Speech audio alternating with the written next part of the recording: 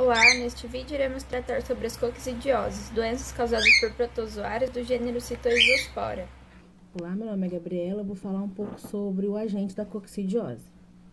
A coccidiose é uma parasitose causada por parasitas da subclasse Coccidia. No entanto, o termo utilizado maioritariamente para referir às parasitoses causadas pelo parasita do gênero Eimeria.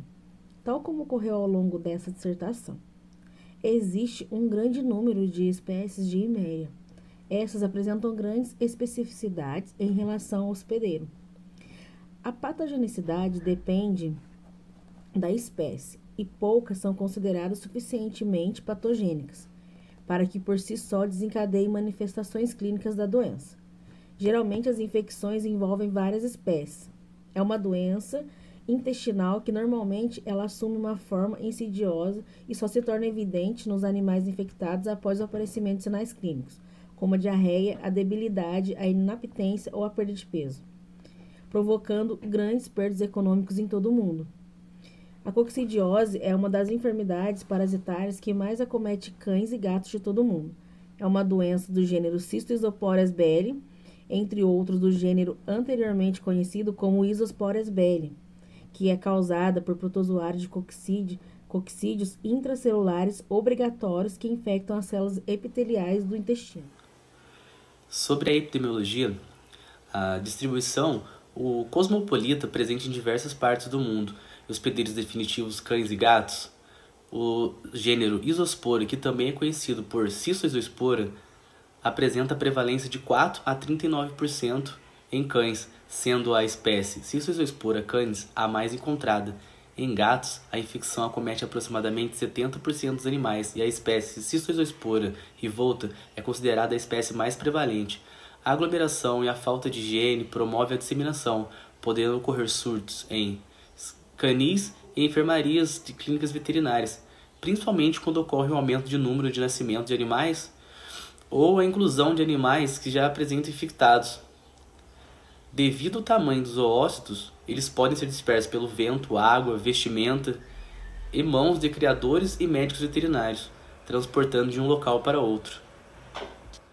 Olá, meu nome é Bruna Carvalho e eu venho até aqui falar o primeiro trecho a respeito do ciclo biológico.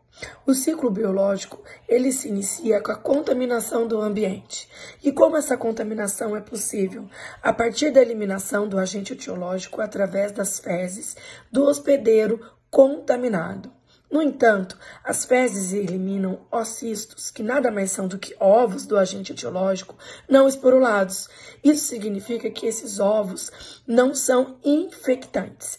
Para que eles se tornem infectantes, esses ovos precisam passar por um processo que depende das condições ambientais, tais como umidade, temperatura, para que os ocistos da Ozospira, por exemplo, apresentem a possibilidade de se tornarem infectantes e assim contaminar outros animais.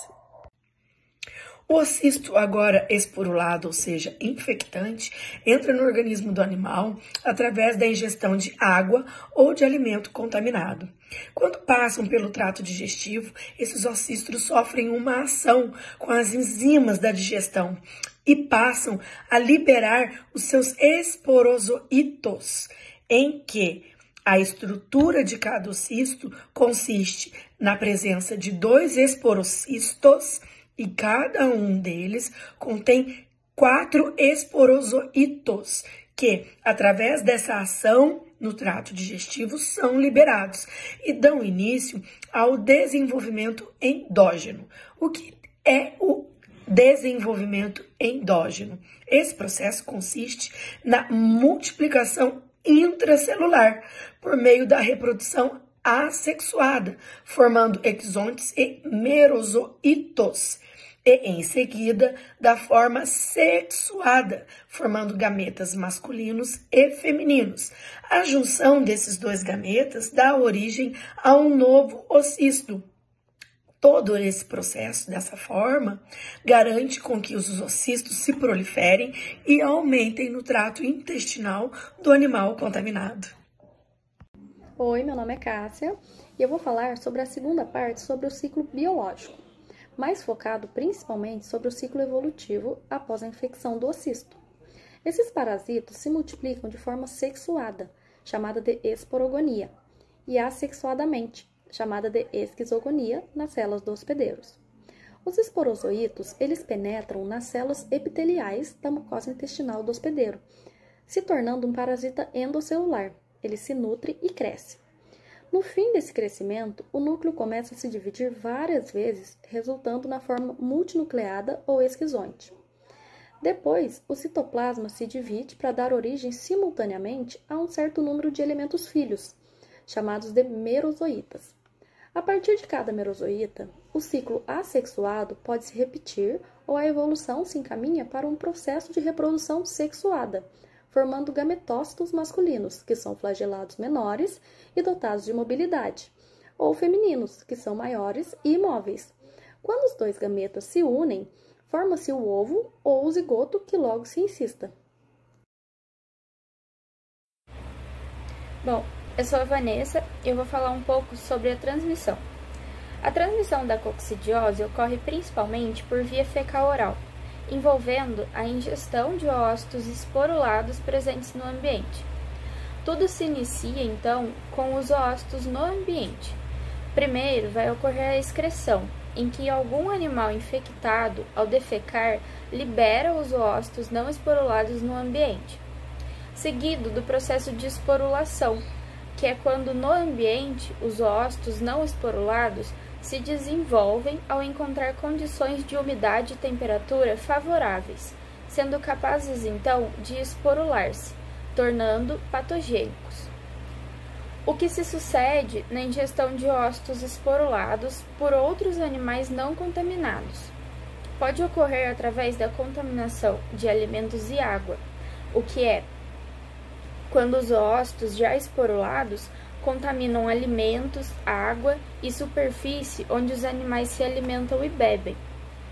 Ou através de comportamentos do próprio animal, onde os animais ingerem os oócitos esporulados ao praticarem comportamentos naturais, como lamber superfícies ou outros animais, ou até através de comportamentos coprofágicos, como alguns cães que possuem o desvio de comer fezes, ou como no caso de aves, que ao ciscar acabam consumindo também fezes presentes no chão. Mas existem alguns fatores que contribuem para a transmissão. Esses fatores podem ser a densidade populacional, em que altas densidades de animais vão facilitar a disseminação dos oócitos devido à proximidade e o aumento da contaminação no ambiente. Pode ocorrer também através das condições do próprio ambiente. Devido a ambientes úmidos, quentes ou mal ventilados, isso pode favorecer a esporulação dos oócitos e a sobrevivência dele no ambiente. Práticas de manejo e higiene inadequadas vão também aumentar a contaminação e a exposição aos oócitos.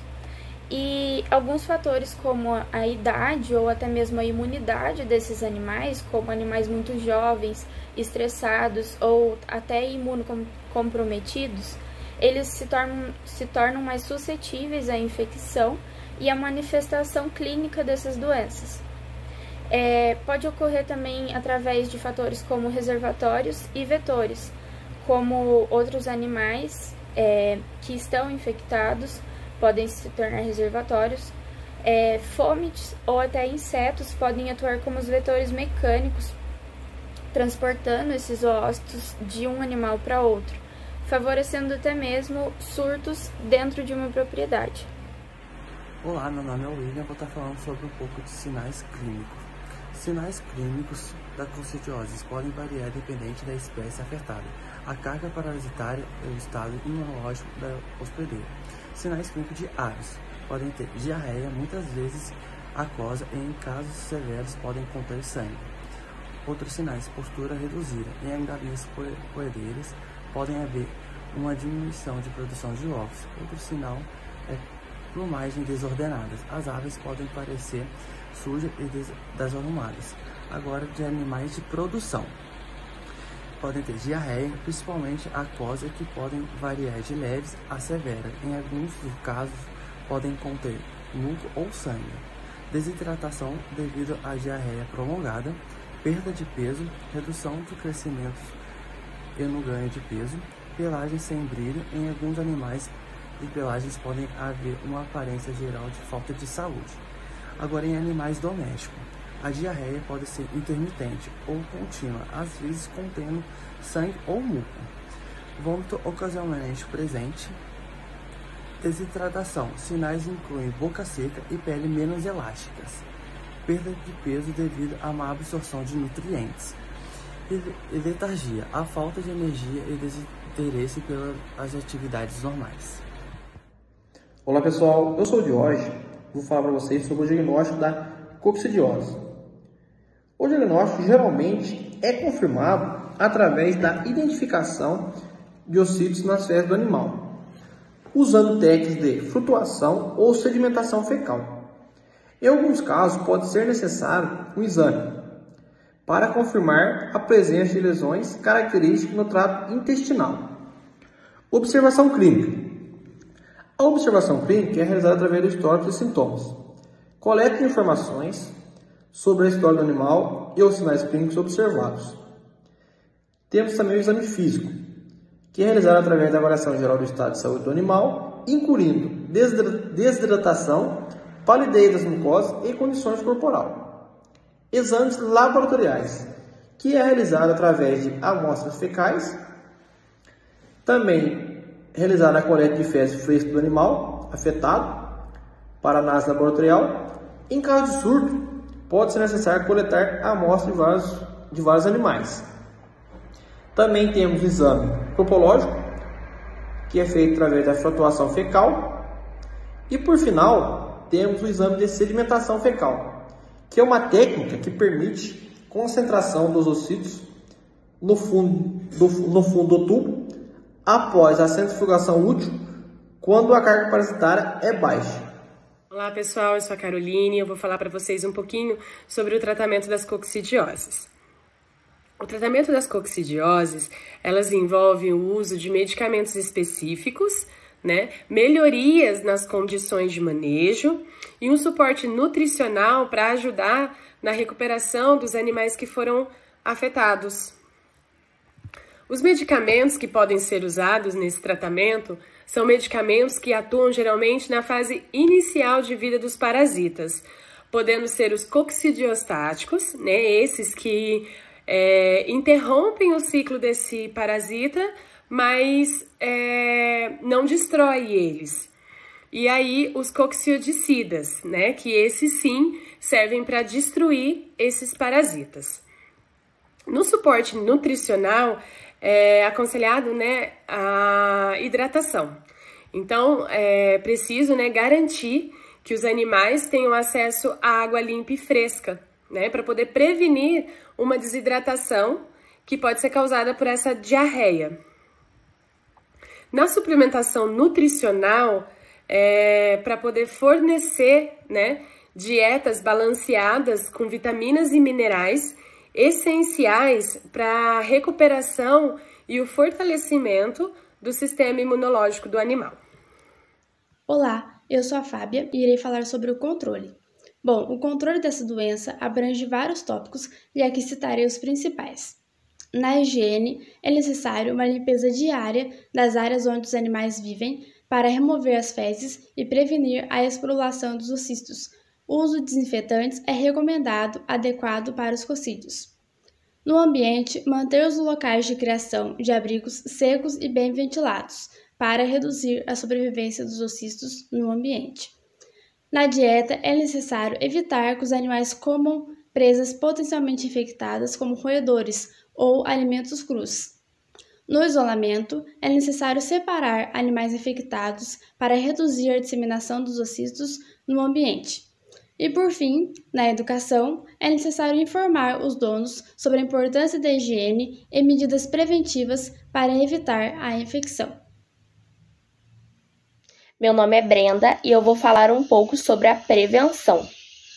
A prevenção da coccidiose é essencial para manter a saúde dos animais e minimizar as perdas econômicas, especialmente em sistemas de criação intensivo. Higiene e saneamento. A remoção das fezes, a limpeza frequente nos locais onde os animais são mantidos para reduzir a contaminação por oócitos. Desinfetantes eficazes. O uso de desinfetantes são capazes de matar os oócitos, como a amônia quaternária e compostos fenólicos. Ambientes secos. Manter as áreas de criação secas para dificultar a esporulação dos oócitos. Alternância de coccidiostáticos. Alternar entre diferentes coccidiostáticos para prevenir o desenvolvimento de resistência. Sobre a vacinação contra a coccidiose, a disponibilidade de vacinas são disponíveis para as aves, como a chamada vacina viva contra a coccidiose.